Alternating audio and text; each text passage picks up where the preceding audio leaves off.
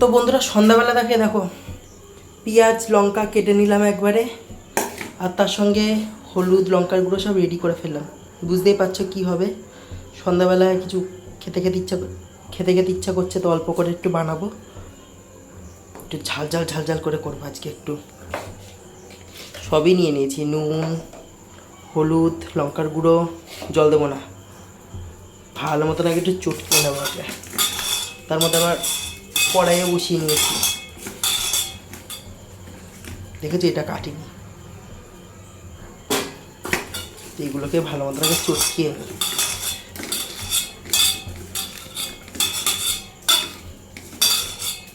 তো তার মধ্যে রয়েছে প্যাকেটের মধ্যে বেসন। তো চলো আমি রেডি করে নিই আগে তাহলে। তো রেডি হয়ে গেছে গিয়ে, একদম জল ছাড়া, একদম শুকনো শুকনো করে মেখেছি একবারে।